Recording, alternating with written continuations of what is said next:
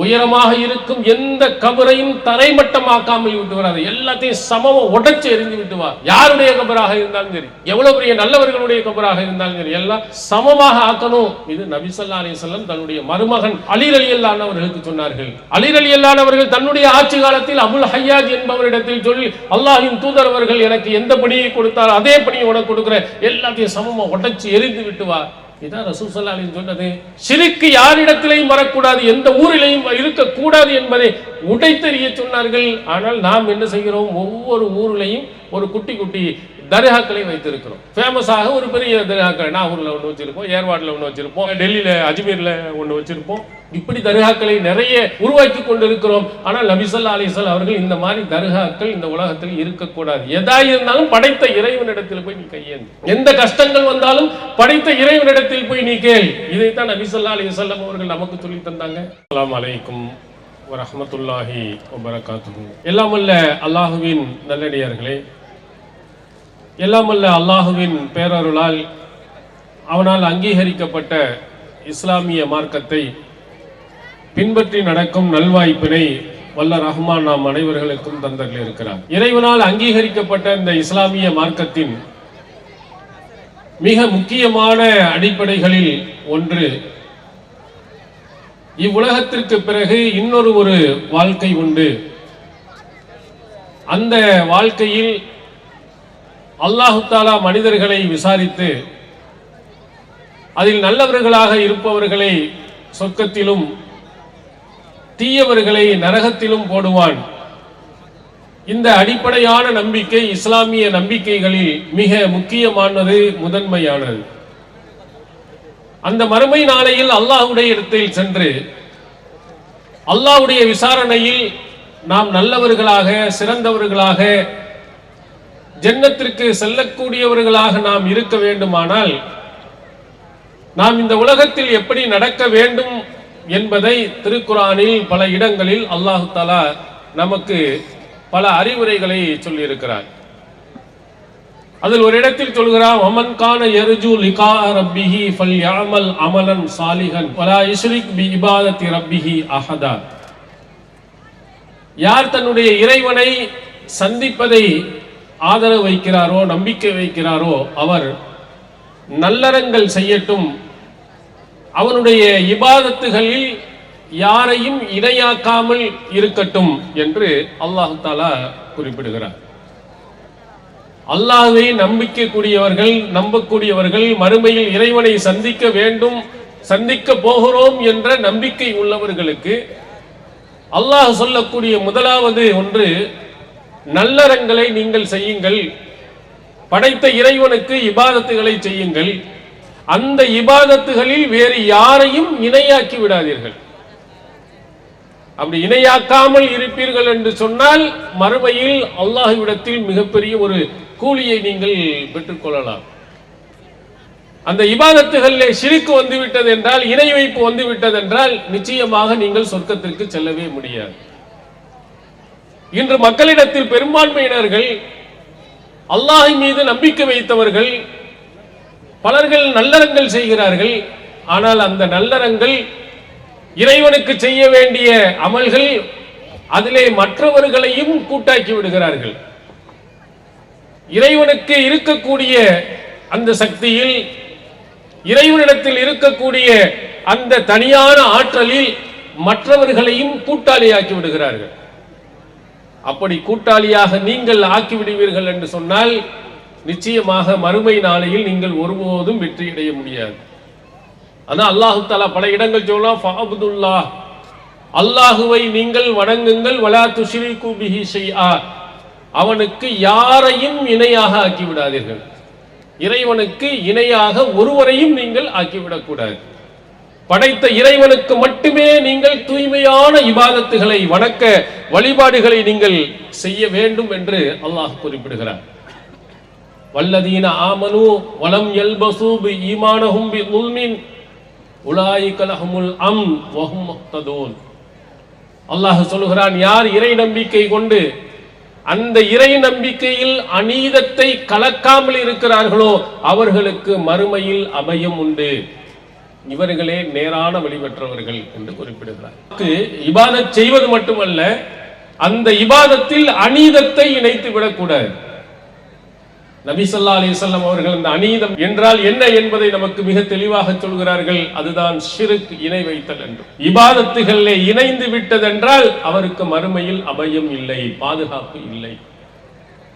இணை வைப்பு இல்லாத இபாதத்துகள் உங்களிடத்தில் இருக்கும் என்று சொன்னால் நீங்கள் மறுமையில் வெற்றி அடைவீர்கள் என்று அல்லாஹ் அந்த வசனத்தில் நமக்கு குறிப்பிடுகிறார். ஒரு அடியான் அல்லாஹ்வுக்கு செய்ய வேண்டிய கடமைகளில் முதன்மையானது அல்லாஹ்வை வணங்கணும், அவனுக்கு இணை வைத்து விடவும் கூடாது. இதையே அல்லாஹ் தஆலா சேர்த்து அல்லாஹ் குறிப்பிடுகிறான். அல்லாஹ் வணங்கு மட்டும் சொல்லாம அவங்களுக்கு இணை வைத்துவும் செய்து விடாதீர்கள் என்று அல்லாஹ் சொல்கிறான். நபிகளார் அவர்கள் இந்த உலகத்தில் இறை தூதராக வரும்போது அங்கு இருந்த மக்களுடைய நம்பிக்கை என்ன என்பதை நீங்கள் பார்க்கணும். அவர்கள் அல்லாஹுவை முழுமையாக மறுத்தவர்களாக, இறை நம்பிக்கையே இல்லாதவர்களாக இருந்தார்களா என்றால் நிச்சயமாக இல்லை. அல்லாஹுவை 100% முழுக்க நம்பிக்கை வைத்திருந்தார்கள். திருக்குரான் பல இடங்களில் சொல்கிறது, வலா இன்சால் தகும் மன் ஹலக்கஸ் ஸமாவாதி வல் அர்த், இந்த வானங்கள் பூமியை படைத்தவன் யார் என்று அந்த மக்களிடத்தில் கேட்டு பாருங்கள். ஸயகூலுன் அல்லாஹ், அல்லாஹ் என்று உறுதியாக சொல்வார். வானத்தை படைத்தது அல்லாஹ் தான், பூமியை படைத்தது அல்லாஹ் தான். வானத்திலிருந்து மழையை பொழிவித்தவன் யார் கேட்டு பாருங்க, அப்பவும் அல்லாஹ் என்று சொல்வார்கள். மன் ஹலக்கஹும், அவர்களையே படைத்தது யார், உன்னையே படைத்தது யார் அப்படின்னு கேளுங்க. லயகூலுன் அல்லாஹ், அல்லாஹ் என்று உறுதியாக சொல்வார். அவங்ககிட்ட அல்லாஹ்வின் நம்பிக்கை இருந்தது, இறை நம்பிக்கை இருந்தது. என்ன இல்லை, அல்லாஹுவை மட்டுமே வணங்க வேண்டும் என்ற அந்த அடிப்படை கொள்கை இல்லை. ஷிர்க் அவர்களிடத்தில் இணைந்திருந்தது. அல்லாஹுவை போன்ற மற்ற சில கடவுள்களை ஏற்படுத்தியிருந்தார்கள். அல்லாஹ்வுக்கு இருப்பதை போன்ற சக்தி மற்றவர்களுக்கும் இருக்கிறது என்ற நம்பிக்கை இருந்தது. இந்த நம்பிக்கையை உடைக்கும் விதமாகத்தான் அல்லாஹ்வின் தூதர் அவர்கள் சொன்னார்கள், அல்லாஹுவை நீ வணங்கணும், ஆனா அவனுக்கு இணையாக யாரையும் நினைக்க கூடாது. லம் யகுன் லஹு ஷரீகுன் ஃபில் முல்க், அல்லாஹ் திருக்குர்ஆனில் சொல்லும் பொழுது அவனுடைய அதிகாரத்தில் இந்த உலகத்தில் யாருக்கும் எந்த இணையும் கிடையாது. அவனுக்குள்ள ஆற்றல்ல அல்லாஹ் தஆலா எந்த மனிதனுக்கும் கொடுக்கல. அவங்க இறை தூதராக இருந்தாலும் சரி, அவுலியாக்களாக இருந்தாலும் சரி, சாதாரண மனிதனாக இருந்தாலும் சரி, அதுல ஒருவருக்கும் கூட அல்லாஹ் தஆலா தன்னுடைய அதிகாரத்தை பகிர்ந்து கொடுக்கவில்லை. லா ஷரீக லஹு, அவனுக்கு நிகராக இந்த உலகத்தில் யாருமே கிடையாது. இறைவனுடைய ஆற்றல் பெற்ற, ஆற்றல் கொடுக்கப்பட்ட உலகத்தில் எந்த ஒரு மனிதனும் இல்லை. இந்த நம்பிக்கையை ஆழமாக ஒவ்வொரு முஃமினும் பதிய வைக்கணும்.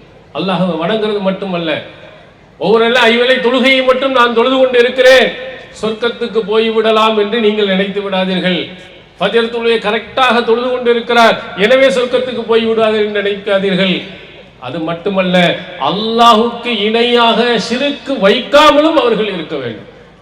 அந்த நம்பிக்கை இல்லாத பட்சத்தில் நிச்சயமாக அவர்கள் சொர்க்கத்துக்கு போக முடியாது. படைத்தவனை நீங்கள் வணங்குங்கள், அவனுக்கு யாரையும் நீங்கள் இணை வைத்து விடாதீர்கள். அல்லாஹ் தஆலா திருக்குர்ஆன்ல பல இடங்களில் நமக்கு சொல்லுகிறார். நபிகள் பெருமானார் ஸல்லல்லாஹு அலைஹி வஸல்லம் அவர்களும் நமக்கு சொல்லி இருக்கிறார். ரொம்ப அழுத்தமாக ஆழமாக சொன்னார். நம்ம ஒரு சாதாரணமாக நினைக்கிறோம், அல்லாஹ்வை வணங்கிட்டு போய் தர்காவில் போய் கையேந்துறது, தாயத்தை கட்டிக்கொள்வது, இது மாதிரியான இணை வைப்பு காரியங்கள்லாம் சாதாரணமாக நாம் நினைக்கிறோம். நபி ஸல்லல்லாஹு அலைஹி வஸல்லம் அவர்கள் என்ன சொன்னார்கள் தெரியுமா? அலா உனப்பியுக்கும் பி அக்பரில் கபாயிர், உங்களுக்கு பெரும் பாவங்களை உங்களுக்கு நான் சொல்லித் தரட்டுமா? 3 தடவை கேட்கிறார்கள். அலா உனப்பியுக்கும் பி அக்பரில் கபாயிர், பாவங்கள்லேயே அல்லாஹ்வுக்கு செய்யக்கூடிய பாவங்கள்ல மிகப்பெரிய ஒரு பாவம் என்ன? அல் இஷ்ராக்கு பில்லாஹ், இறைவனுக்கு இணை வைத்தல் தான். அதுதான் இருக்கிறதுலே பயங்கரமான பாவம், இறைவனால் மன்னிக்க முடியாத மிகப்பெரிய ஒரு பாவம் என்பதை நபி ஸல்லல்லாஹு அலைஹி வஸல்லம் அவர்கள் இந்த சமுதாயத்துக்கு கடுமையாக எச்சரிக்கை செய்திருக்கிறார்.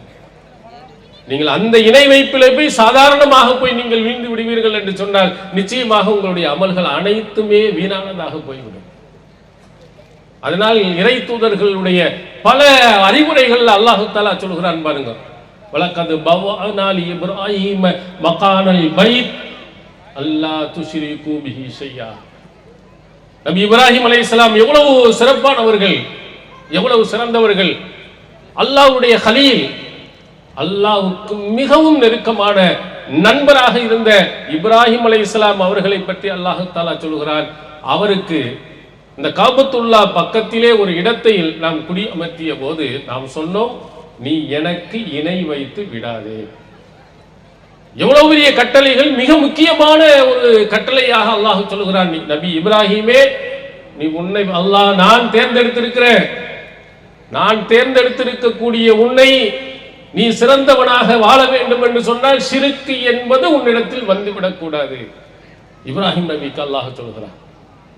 லுக்மான் அலைஹிஸ்ஸலாம் அவர்களை பற்றி அல்லாஹ் திருக்குர்ஆனில் சொல்கிறான். அவர் தன்னுடைய பிள்ளைக்கு அறிவுரை சொல்கின்ற பொழுது சொல்கிறார், யா புனைய லா துஷ்ரிக் பில்லாஹ் இன்னஷ்ஷிர்க லظுல்முன் அலீம். என்னுடைய அன்பிற்குரிய மகனே, இணை வைத்து விடாதே, அது பயங்கரமான அநியாயம். நீ செய்கிற அநியாயத்திலேயே மிக பெரிய அநியாயம், அக்கிரமம் எதுவென்று சொன்னால், அல்லாஹ் உன்னை படைத்திருக்க அவனுக்கு நீ இணையாக யாரையும் உங்க உள்ளத்தில் நம்பிக்கை வருவது, அதை செயல்படுத்துவது, இவைகளெல்லாம் அல்லாஹுவால் மன்னிக்க முடியாத மிகப்பெரிய ஒரு குற்றம் என்று லுக்மான் அலைஹிஸ்ஸலாம் தன்னுடைய பிள்ளைக்கு சிறு குழந்தையிலேயே அந்த கருத்தை விதைக்கிறார். மக்த மதரசாவிலும் சரி, படைத்த நம்ம இறைவனுடைய அந்த அடிப்படையான கொள்கையை பிறந்த குழந்தையில் இருந்தே நாம் என்ன செய்ய வேண்டும், எடுத்து சொல்ல வேண்டும். ஏனென்னா அந்த ஷிர்க் இல்லாமல் இருந்தால்தான் மறுமையில் நாம் வெற்றி அடைய முடியும். ஆனால் இங்கே இருக்கக்கூடிய மக்களுடைய எண்ணம் எப்படி இருக்கிறது என்று பாருங்கள். அல்லாஹுவை வணங்கக்கூடியவர்கள், படைத்தவனை வணங்கக்கூடியவர்கள், இறை இல்லங்களை கட்டியிருக்கக்கூடியவர்கள், ஆனால் அவர்களிடத்தில் நிறைந்து இருக்கக்கூடியவைகள் ஷிர்க், இணை வைத்தல். எப்படின்னு நீங்க பார்த்தீங்கன்னா, நம்ம பள்ளியாசல்களை பார்த்து அழகா பல பள்ளிகளில் எழுதி கூட வைத்திருப்பார்கள், அன்னல் மசாஜித லில்லாஹ் ஃபலா தது மஅல்லாஹி அஹதா. இறை இல்லங்கள் அனைத்தும் அல்லாஹ்வுக்குரியவை, அவனுடன் யாரையும் நீங்கள் சேர்த்து பிரார்த்தனை செய்யாதீர்கள். அல்லாஹ் ஒருவனிடத்தில் மட்டும்தான் நீங்கள் கையேந்த வேண்டும். இது திருக்குர்ஆனுடைய கட்டளை. பல பள்ளிகளில் எழுதப்பட்டிருக்கிறது, பல பள்ளியாசல்கள் கட்டப்பட்டிருக்கிறது. ரபியுல் அவ்வல் மாதம் வந்துவிட்டால் பாருங்கள், அந்த இறை இல்லத்தின் உள்ளே இருந்து கொண்டே இணை வைப்பின் பாடல்களை படித்துக் கொண்டிருக்கிறார்களா இல்லையான்னு பாருங்கள். நபிகள் பெருமானார் ஸல்லல்லாஹு அலைஹி வஸல்லம் அவர்களை பார்த்து, அந்த கஃபாருல் ஹதாயா வ துனூபில் மூபிகாத், நீங்கள் தான் பாவங்களை மன்னிக்க கூடியவர்கள். கஃபிரு அன்னி துனூபி, என்னுடைய பாவங்களை நீங்கள் மன்னித்து விடுங்கள். வ துனூபில் மூபிகாத், அழித்து விடக்கூடிய பெரும்பாவங்களை எல்லாம் மன்னிப்பவர்கள் நீங்கள் தான். இறை இல்லங்களில் இருந்து கொண்டு படைத்த ஒருவனை மட்டுமே வணங்க வேண்டிய இடத்திலே, பிரார்த்தனை செய்ய வேண்டிய இடத்திலே போய் அங்கே சுபஹானம் ஓதுவது என்ற அந்த பாடல்களில் படைத்த இறைவனிடத்தில் கையேந்த வேண்டியவர்கள் நபிகள் பெருமானார் அவர்களிடத்தில் கையேந்துகிறார்கள். ஷிர்க் என்ற இணை வைத்தை கொண்டு போய் சேர்த்துப்பார். நம்பிக்கையை பார்த்தீர்களா? அவருடைய உள்ளங்களில் இருந்த எண்ணத்தை பார்த்தீர்கள். சில இடங்களுக்கு அதனுடைய பொருள்கள் தெரியாமல் இருக்கலாம், ஆனால் ஒரு சிலர்களுக்கு எடுத்து சொன்னாலும் நபி ஸல்லல்லாஹு அலைஹி வஸல்லம் அவர்கள் எங்களுடைய பாவங்களை மன்னிப்பார்கள் என்ற நம்பிக்கையும் உள்ளே இருக்கிறது. இது போன்ற நம்பிக்கை தான் நபிகள் பெருமானார் ஸல்லல்லாஹு அலைஹி வஸல்லம் அவர்கள் இந்த உலகத்தில் வருகை தந்து இருக்கின்ற பொழுது அந்த மக்களிடத்திலேயும் இருந்திருக்கிறது. ஷிர்க்குடன் இணைந்த இறை நம்பிக்கை. நபிகளார் அவர்களுக்கும் நபி ஸல்லல்லாஹு அலைஹி வஸல்லம் அவர்களுக்கும் முன்னால் வாழ்ந்த இறை தூதர்கள், அவருடைய காலத்தில் வாழ்ந்தவர்களும் இது போன்ற இணை வைப்பு காரியங்கள் தான் இருந்தார்கள். அதைத்தான் அல்லாஹ் தஆலா கண்டிக்கிறார். எப்படிப்பட்ட நம்பிக்கை இருந்தது, இன்றைய உலகத்தில் இருக்கக்கூடிய மக்களுடைய நம்பிக்கை எப்படி இருக்கிறது என்று பாருங்கள். நீங்க நம்ம பயான் பண்ணுகின்ற பொழுதெல்லாம் அல்லாஹ் ஒருவனிடத்தில் மட்டும் கையேந்துங்கள், படைத்தவனை மட்டும் வணங்குங்கள் அப்படின்னு நம்ம போய் சொன்னோம்னா அங்க இருக்கக்கூடியவர்கள் எல்லாம் ஒரு விதமா பார்ப்பார்கள். அவுலியாக்களின் சிறப்புகள், அப்துல் காதிர் ஜெயிலானி கத்தஸல்லாஹு சிர்ரஹுல் அஸீஸ் அப்படின்னு சொன்ன உடனே அவங்களுக்கு மிகப்பெரிய ஒரு மகிழ்ச்சி. அல்லாஹ் சொல்கிறான், ஹிப்பூன கஹுப்பில்லாஹ், அல்லாஹ் நேசிப்பதை போன்று அவர்களை நேசிக்கிறார்கள். வல்லதீன ஆமனு அஷத்து ஹுப்பன் லில்லாஹ், யார் அல்லாஹுவை உண்மையான நம்பிக்கை கொண்டிருக்கிறார்களோ அவர்கள் அல்லாஹுவை கடுமையாக நேசிப்பார்கள். ஹிப்பூன கஹுப்பில்லாஹ், அல்லாஹ் மேல எவ்வளவு நம்பிக்கை நாம் வைக்க வேண்டுமோ அதை விட கூடுதலான நம்பிக்கையை இந்த ஷிர்கில வைக்கிறார்கள். அந்த இணை வைப்பு தெய்வங்களின் மீது அவர்கள் வைக்கிறார்கள் என்று அல்லாஹ் கண்டிக்கிறார். நாம் அப்படி வைத்திருக்கிறோம்.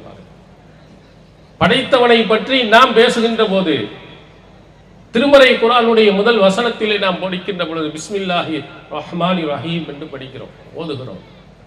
அல்ல ரஹ்மான் ரஹீம் என்ற வார்த்தையின் பொருள் அளவற்ற அருளாளன், நிகரில்லா அன்புடையும், அவனுக்கு நிகரான அன்புக்குரிய இந்த உலகத்தில் எவனும் கிடையாது.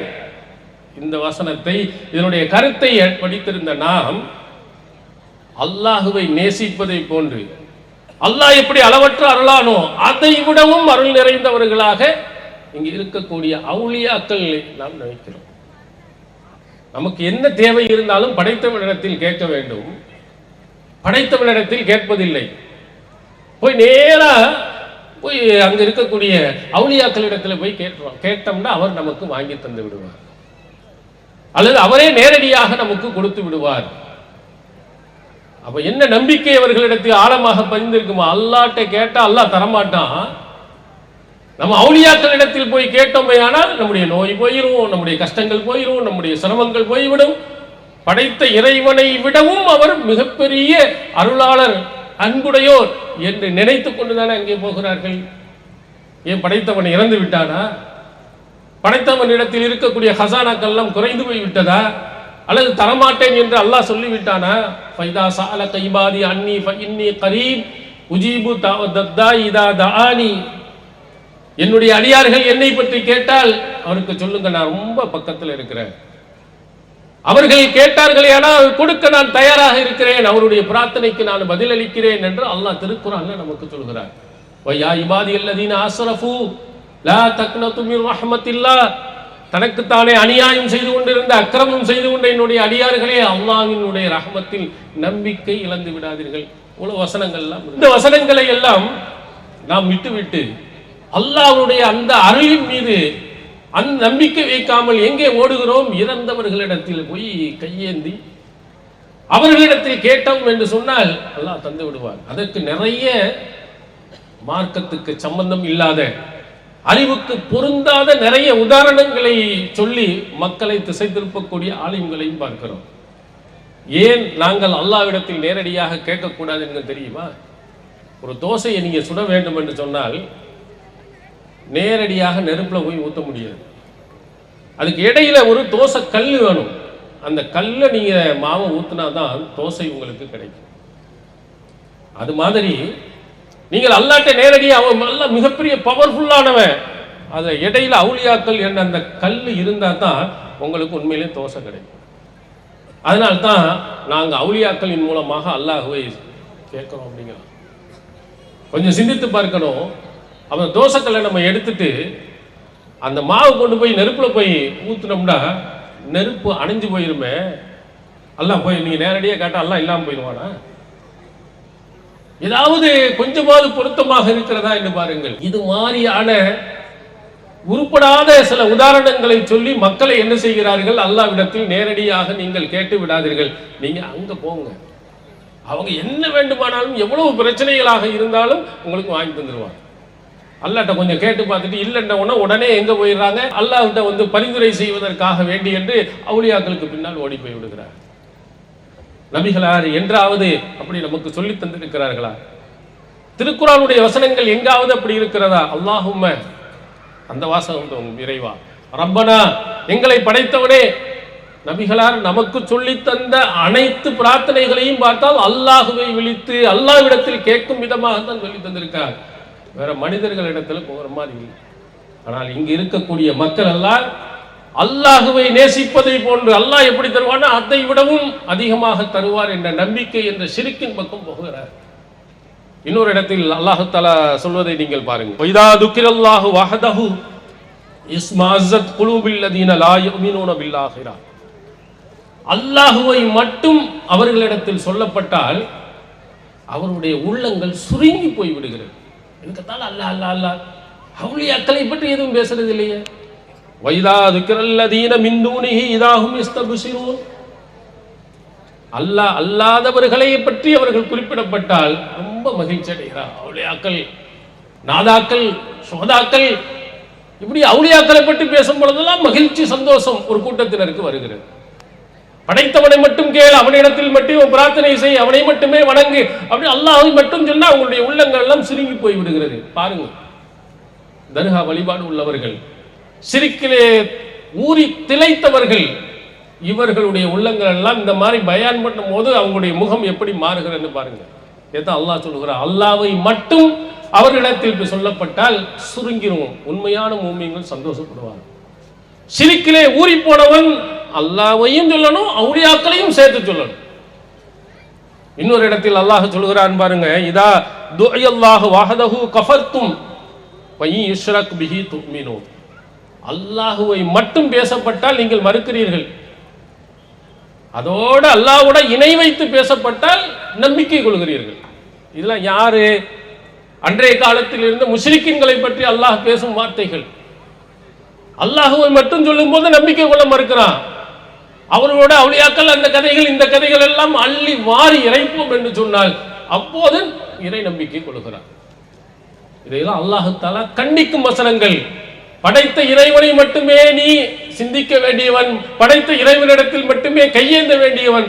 இணை வைப்பு என்று நீ போகக்கூடியது அல்லாஹுக்கு நாள் மிகவும் கோபத்திற்குரியது. அன்றைய காலத்தில் இருந்த முஷ்ரிக்கீன்கள் எல்லாம் இது போன்ற கொள்கையில் தான் இருந்தார்கள். இங்கே எப்படி இருக்கிறார்கள் என்பதை நீங்கள் பாருங்க. அதுக்கு என்ன சொல்வார்கள் தெரியுமா? அவுலியாக்களை பற்றி சொல்லும் பொழுது, மகான்களை பற்றி சொல்லும் பொழுது, அவங்கெல்லாம் ஒரு சாதாரண மனிதர்கள் தான் அப்படின்னு நம்ம சொல்றோம். அவங்களுக்கு எந்த விதமான சக்தியும் கிடையாது என்று நாம் சொல்லுகிறோம். அப்ப சொல்லுவார், யார் சொன்னது? அந்த மகான்கள் எவ்வளவு அற்புதங்களை, எவ்வளவு மோஜிசாத்துகளை, கராமத்துகளை அவர்கள் செய்திருக்கிறார்கள். அவங்க சாதாரண மனிதர்கள் கிடையாது, அவங்க நிறைய அற்புதங்களை செய்தவர்கள், நிறைய சக்திகளை கையில் வைத்திருப்பவர்கள். இப்படி நிறைய கதைகளை நிறைய சொல்லி இருக்கிறார்.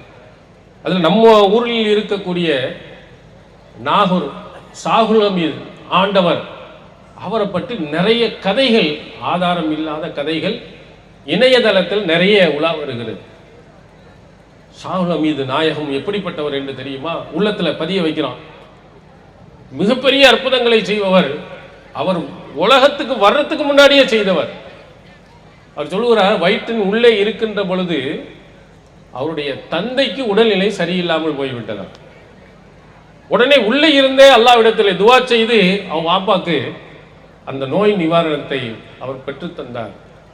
உள்ளே இருக்கும்போது வெளியில என்ன நடக்குன்னு இந்த உலகத்துல எந்த பிள்ளைக்கும் தெரியாது, நமக்கும் கூட உள்ள என்ன நடக்குதுன்னு தெரியாது. ஸ்கேன் எடுத்து பார்க்க தான் தெரியணும். நம்ம அதுல என்ன நடந்துகிறது, என்ன நினைக்கிறது என்பதெல்லாம் நமக்கு தெரியுமான்னா கண்டிப்பா தெரியாது. ஆனா ஷாகுல் ஹமீது நாயகம் என்ன செய்தார்களா? வயிற்றின் உள்ளே இருந்து கொண்டே வாப்பாக்கு உடம்பு முடியலன்னா உள்ளில் இருந்தே பிரார்த்தனை செய்து அந்த நோயை போனார். அடுத்த ஒரு கதை எழுதியிருக்கிறார்கள். அவங்க அம்மாவுக்கு ஒரு நாள் பாத்திரங்களை எல்லாம் கழுவி கொண்டு இருக்கிறார். திடீர்னு ஒரு பாத்திரம் கணத்துக்கு உள்ள கொண்டு போய் விழுந்துருச்சு. 6 மாத கருவாக இருந்த அவர் தன்னுடைய கராமத்தினால், அற்புதத்தினால் அந்த பாத்திரம் நிறைய தண்ணீருடன் கிணத்திலேருந்து மேலே கொண்டு வந்து அவர் தாய் கொண்டு போய் கொடுத்தார். இதெல்லாம் எதற்கு உங்களுக்கு பதிய வைக்கிறார்கள்? இப்படி எல்லாம் மிகப்பெரிய அற்புதங்கள் எல்லாம் செய்யும் ஆற்றல் அவருக்கு இருக்கிறது. எனவே நீ என்ன தேடினாலும் போய் நீ கேட்கலாம். அடுத்த ஒரு கதையை சொல்கிறார்கள். இவருடைய அற்புதங்கள் எங்கிருந்து துவங்குகிறது? இவர் பிறக்கின்ற பொழுது அவங்களுடைய தாயிட்ட வந்து நபி ஸல்லல்லாஹு அலைஹி வஸல்லம் அவர்கள் கனவில் வந்து ஒரு சிறந்த மகன் பிறக்க போகிறான்னு சொல்லிட்டு போனாங்க.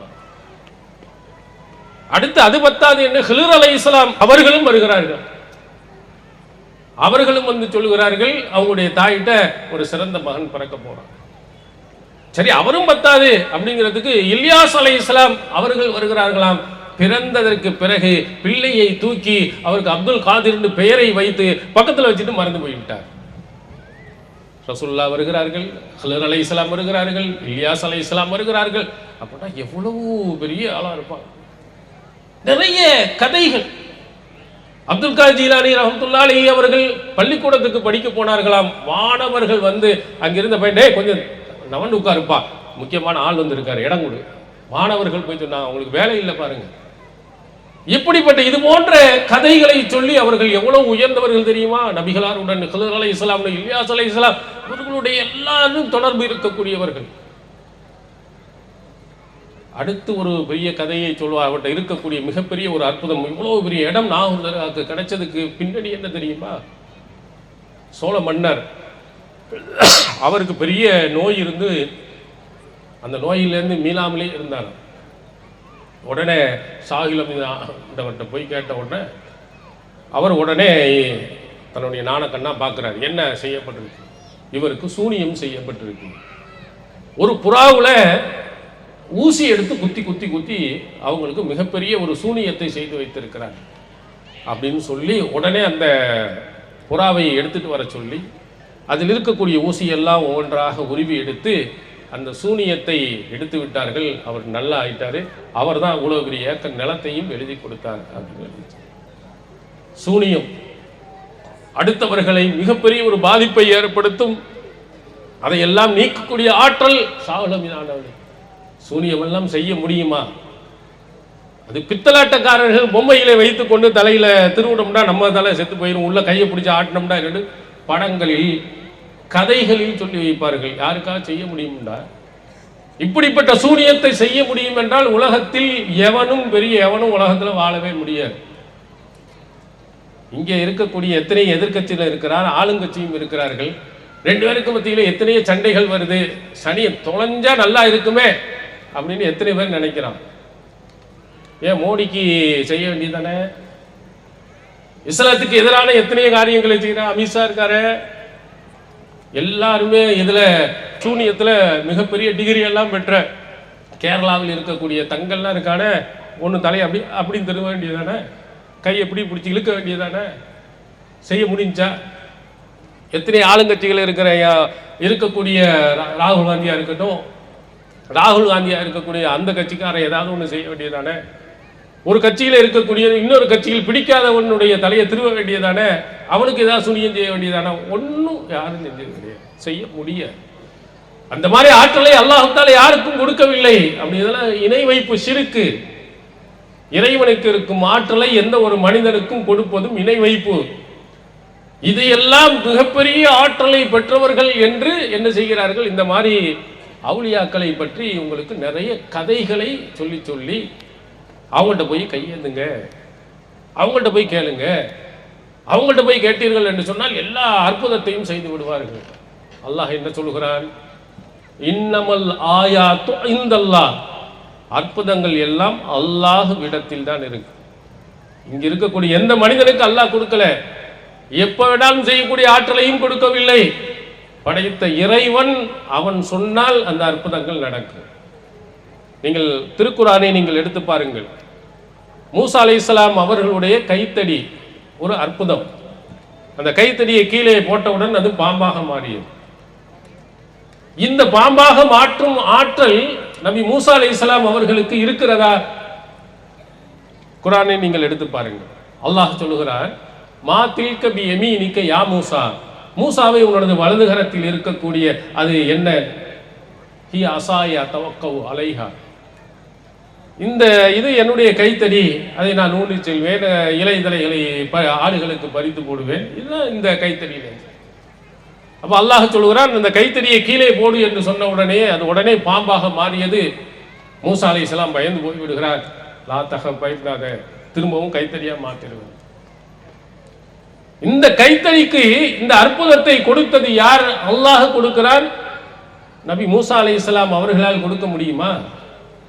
அவங்க எத்தனையோ தடவை இந்த கைத்தடியை வைத்திருந்தார்கள், கீழே போட்டிருக்கிறார்கள். பாம்பாக அது மாறியதா? மாறாது.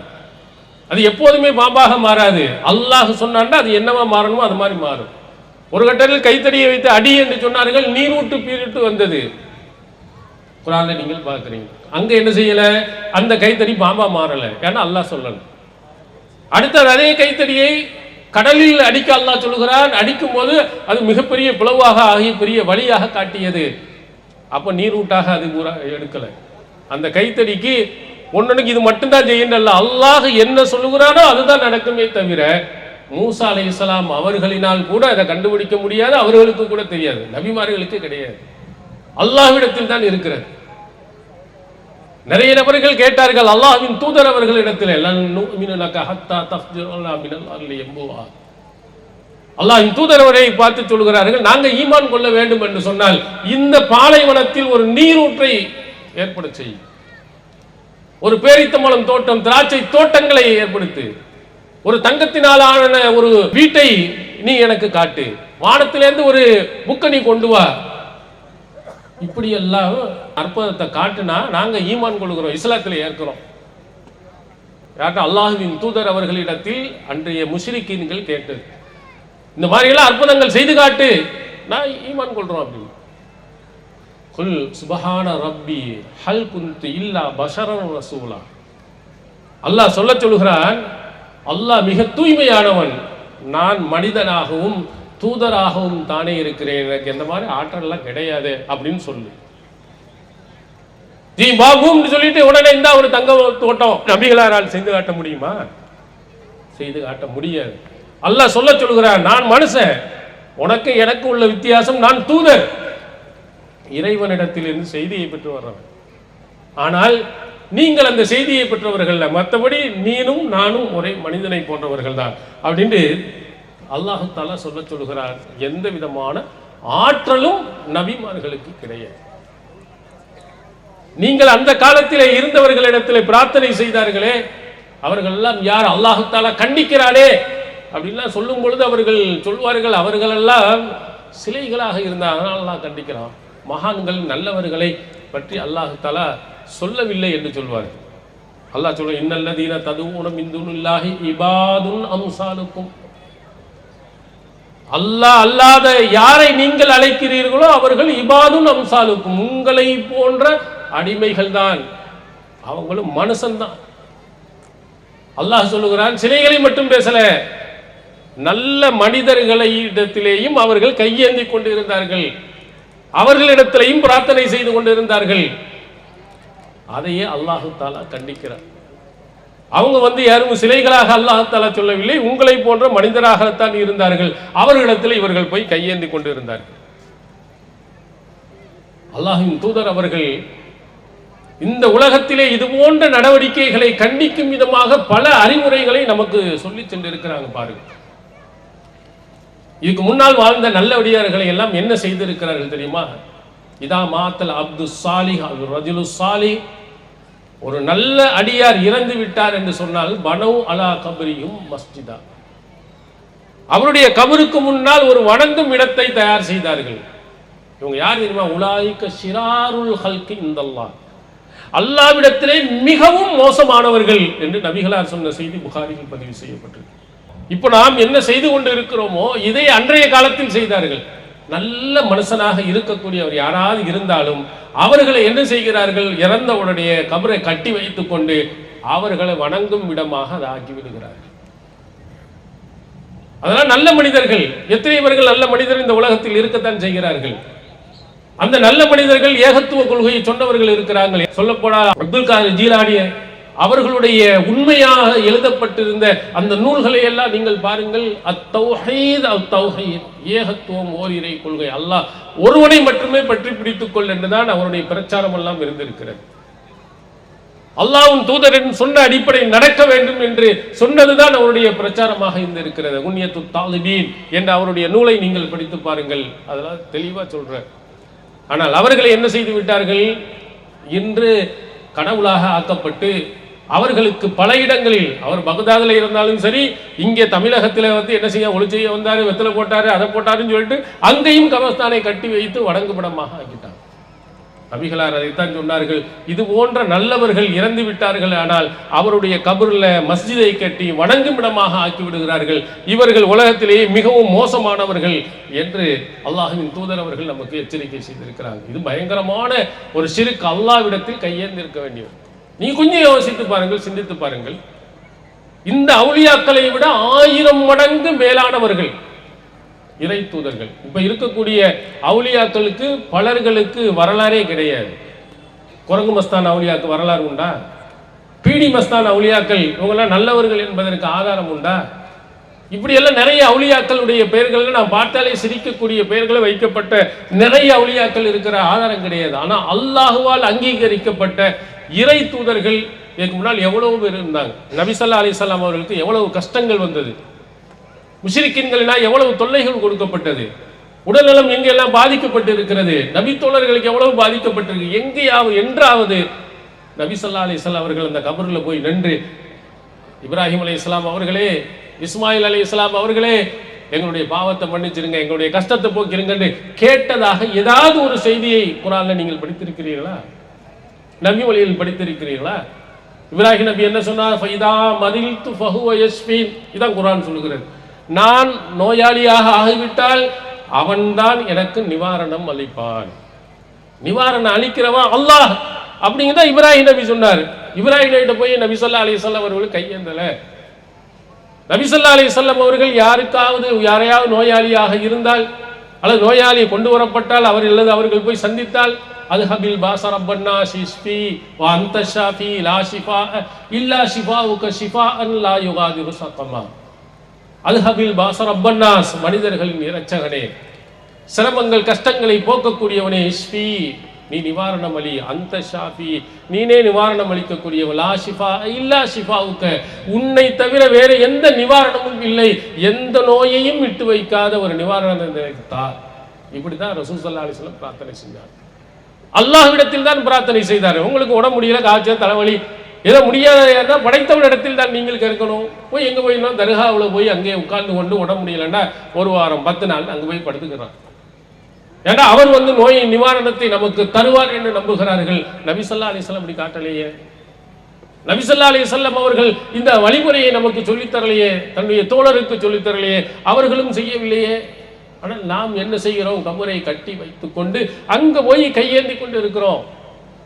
இந்த மாதிரி நிலைகள் வரக்கூடாது என்பதற்காக தன்னுடைய வாழ்நாளில் நபிகளார் செய்த மிக முக்கியமான ஒன்று சஹீஹ் முஸ்லிமில் இடம்பெறுகிறது.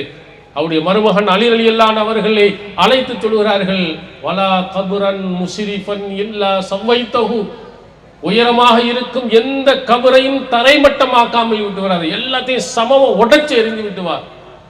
யாருடைய கபராக இருந்தாலும் சரி, எவ்வளவு பெரிய நல்லவர்களுடைய கபராக இருந்தாலும் சரி, எல்லாம் சமமாக ஆக்கணும். இது நபி ஸல்லல்லாஹு அலைஹி வஸல்லம் தன்னுடைய மருமகன் அலி ரலியல்லாஹு அன்ஹு அவர்களுக்கு சொன்னார்கள். அலி ரலியல்லாஹு அன்ஹு அவர்கள் தன்னுடைய ஆட்சி காலத்தில் அபுல் ஹய்யாஜ் என்பவரிடத்தில் சொல்லி, அல்லாஹ்வின் தூதர் அவர்கள் எனக்கு எந்த பணியை கொடுத்தாரோ அதே பணியை உனக்கு கொடுக்கிற, எல்லாத்தையும் சமமா உடைச்சு எரிந்து விட்டு வா. இதான் ரசூல் ஸல்லல்லாஹு அலைஹி வஸல்லம் சொன்னது.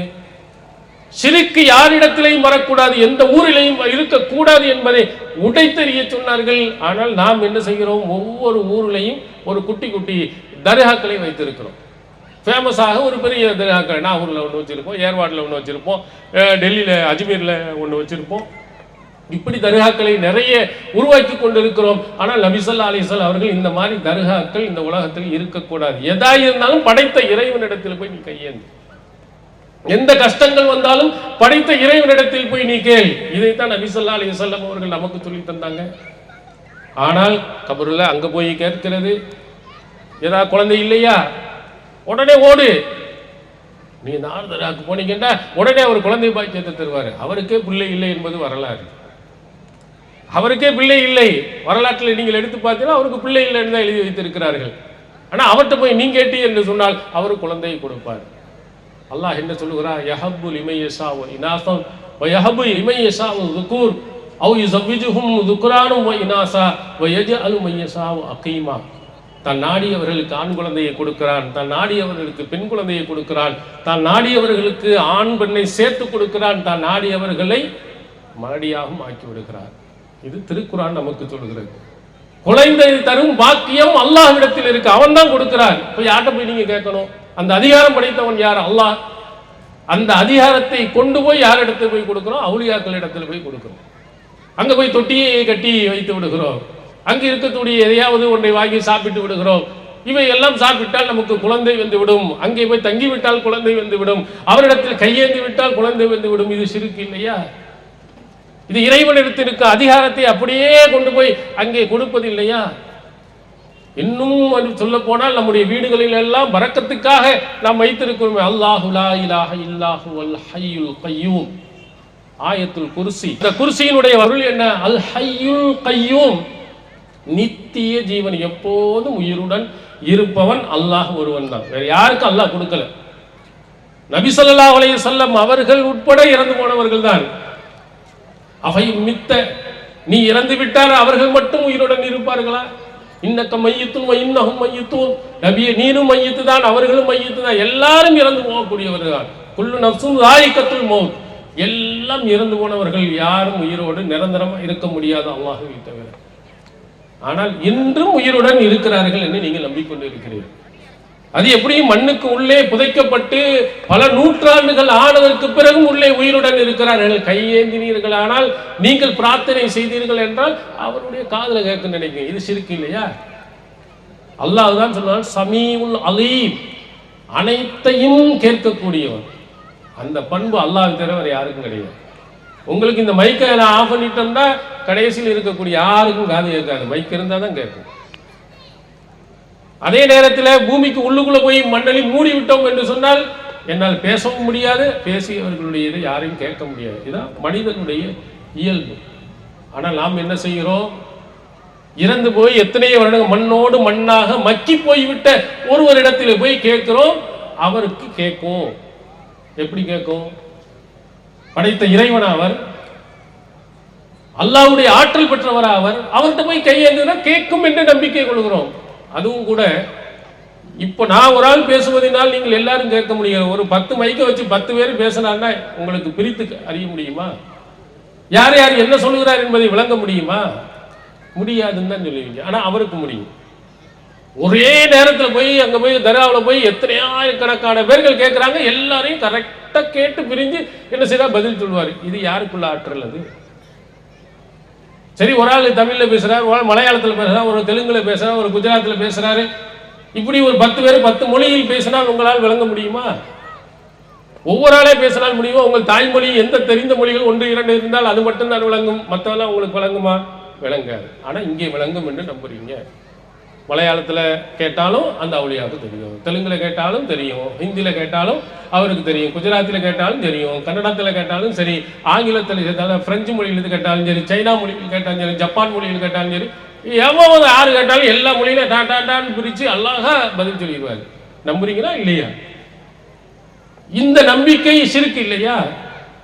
அல்லாஹுக்கு மட்டும்தான் நித்திய எப்போதும் உயிருடன் இருப்போம், அனைத்தையும் கேட்போம், அனைத்தையும் பிரித்தறிந்து பதில் சொல்லக்கூடிய அனைத்து ஆற்றலும் இறைவனுக்கு தான் இருக்கு.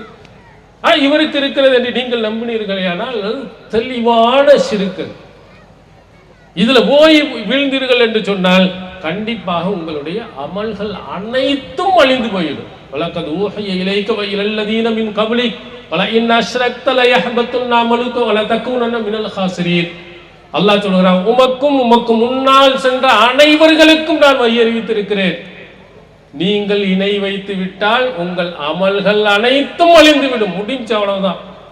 இங்க போய் இந்த நம்பிக்கை உங்க உள்ளத்தில் வந்து விட்டால் அல்லது கையேந்தி விட்டால் நீ எத்தனை 1000 ஆண்டுகள் நீங்கள் தொழுதாலும் ஒன்றும் கிடையாது. எவ்வளவு தர்மம் செய்திருந்தாலும் அதுக்கு எந்த நன்மையும் கிடையாது. எத்தனை தடவை நீங்கள் ஹஜ்ஜுக்கு போயிருந்தாலும் எந்த நன்மையும் கிடையாது. எல்லாம் அழிந்து போய்விடும். இது அல்லாஹ் ஒரு நபி 2 நபி அல்ல, நபிகளாருக்கும் நபிகளார் முன்னிறுத்த அத்தனை தூதர்களுக்கும் சொன்ன கடும் எச்சரிக்கை. இணை வைத்தால் அமல்கள் அழிந்து போயிடும். அல்லாஹ்வுக்கு இருக்கும் ஆற்றலை அடுத்தவனுக்கு கொடுப்பதாக எண்ணினீர்கள், நம்பினீர்கள் என்று சொன்னால் உங்களுடைய அமல்கள் அனைத்தும் அழிந்துடும். எவ்வளவு கஷ்டப்பட்டு எவ்வளவு சிரமப்பட்டு நாம் தொழுத அத்தனைகளும் இல்லாமல் போய்விடும் இல்லையா? அதனைத்தான் நபிகளார் அவர்கள் மிகப்பெரிய ஒரு பாவம் என்று சொல்லியிருக்கிறார்கள். அது மட்டும் அல்ல, இங்கே அங்க உள்ள போய் கேட்கிறாங்க. ஒரு சில இடங்களில் தர்காவுக்கு பக்கத்தில் ஒரு கம்பத்துக்கு நட்டி வச்சு அதுல பூ வைத்து கொண்டு அங்கே போய் பிரார்த்தனை செய்பவர்களையும் நாம் பார்க்கிறோம். இது எவ்வளவு பெரிய மூட நம்பிக்கைகள் என்று பாருங்க. அந்த கம்புக்கும் அங்க இருக்கக்கூடிய பூவுக்கும் அங்க இருக்கக்கூடிய எலுமிச்சம்பழத்திற்கும் என்ன சக்தி இருக்கிறது? பூவை மனத்துக்கு பயன்படுத்தலாம், எலுமிச்சம்பழத்தை நீங்கள் ஒரு ஜூஸ் போடுவதற்கு பயன்படுத்தலாம். இவைகளெல்லாம் உங்களுடைய கஷ்டங்கள் சிரமங்களை போக்குமா? நபிகளாருடைய காலத்தில் நடந்த ஒரு செய்தி முஸ்னத் அஹ்மத் திருமதி போன்ற ஹதீஸில் இடம்பெறுகிறது. நபிகளாரிடத்திலே ஆரம்பத்தில் இஸ்லாத்தை தழுவியவர்கள் என்று கேட்கிறார்கள், இஜஅல்னா அன்வாத்தன், அல்லாஹ்வின் தூதர் அவர்களே எங்களுக்கு ஒரு அன்வாத்தை நீங்கள் ஏற்படுத்தி தாருங்கள்.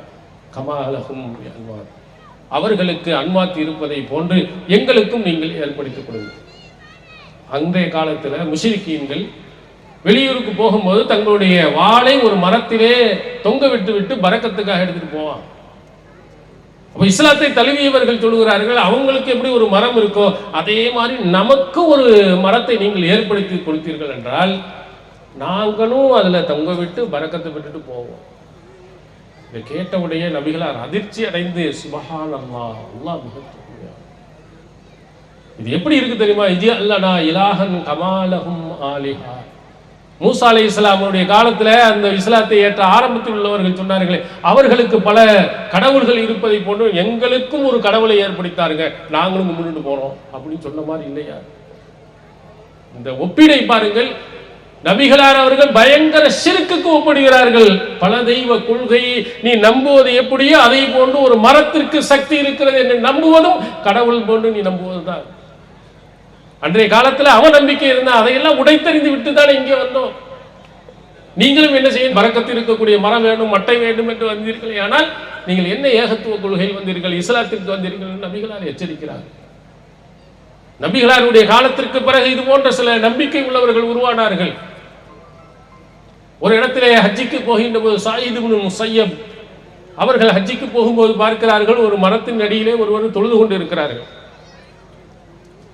அப்ப தொழுது கொண்டு இருக்கக்கூடிய அவர்களிடத்தில் போய், இது என்ன மஸ்ஜிது, இப்படி இப்ப பள்ளிவாசல் இதுவரை இருந்தது இல்லையே, நீங்க மட்டும் என்ன இப்படி வச்சுட்டு இருக்கிறீங்க அப்படின்னு கேட்கிறார்.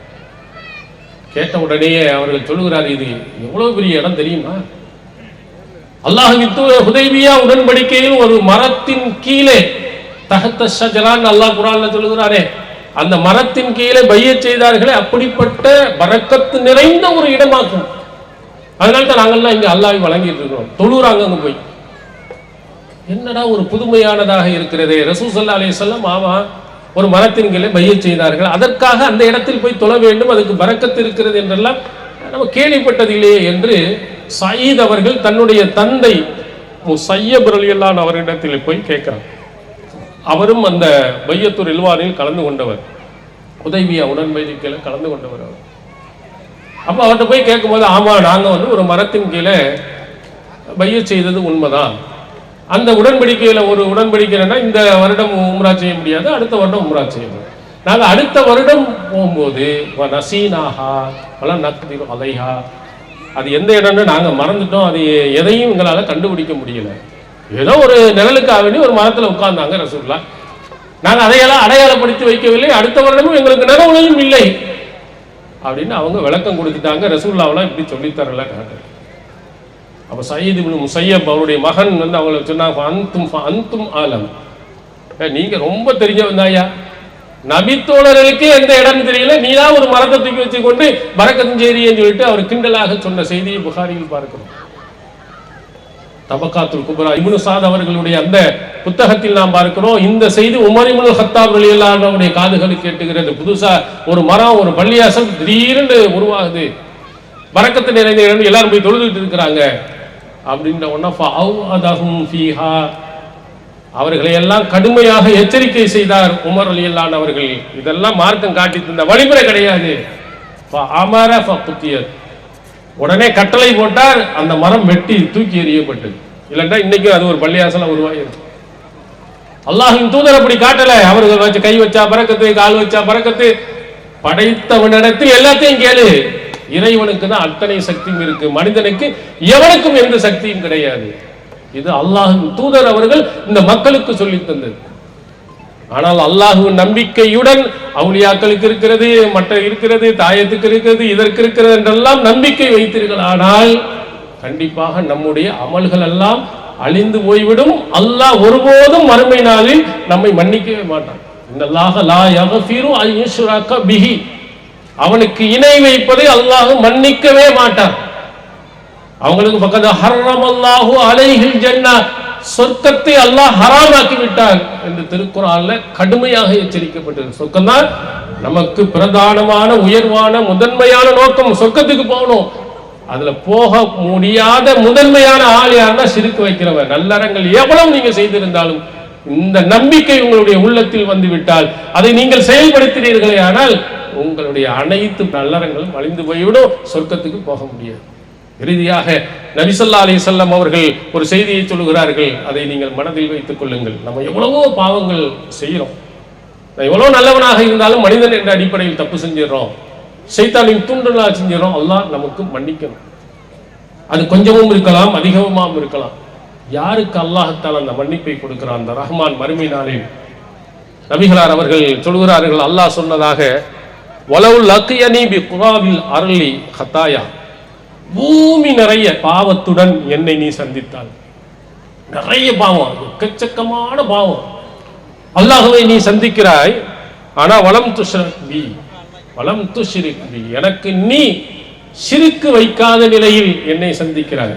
ஷிர்க் மட்டும் இல்லை, தௌஹீத் இருக்கு, நிறைய பாவங்கள் செஞ்சிட்டாய், நீ அப்படி சந்தித்தாய் என்று சொன்னால் அல்லாஹ் சொல்கிறான், லகீதுக பி குராபிஹா மக்ஃபிரத்தன், பூமி நிறைய மன்னிப்பை நீ பெற்றுக்கொள். என்ன இடத்தை பார்ப்போம், பூமி நிறைய மன்னிப்பை பெற்றுக்கொள்வாய். யாருக்கு? அல்லாஹ் தூதர் அவர்கள் சொல்கிறார்கள், அல்லாஹ் சொன்னதாக சொல்கிறார்கள், வலம் துஷ்ரிக் பி, எனக்கு இணை வைக்காத நிலையில் நீ என்னை, பூமி நிறைய பாவத்தோடு நீ வந்தாலும் கூட நான் உன்னை மன்னிக்க தயாரா இருக்கேன். பூமி நிறைய மன்னிப்பை உனக்கு நான் கொடுக்கிறேன். யாருக்குன்னா ஷிர்க் இல்லாதவனுக்கு தான். ஷிர்க் வைத்தீர்கள் என்றால் உங்களை நிரந்தர நரகத்திற்கு அல்லாஹ் தஆலா ஆக்கி விடுவார்.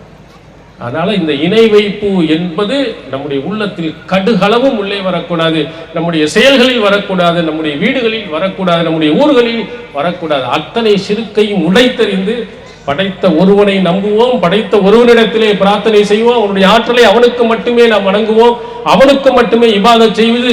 மறுமை நாளில் அல்லாஹ்வுடைய மிகப்பெரிய ஒரு பேரருளான அந்த சொர்க்கத்தை பெறுவோம். எல்லாம் வல்ல அல்லாஹ் தஆலா அப்படிப்பட்ட நல்லவர்களாக நாம் அனைவரையும் ஆக்கிடுவானாக.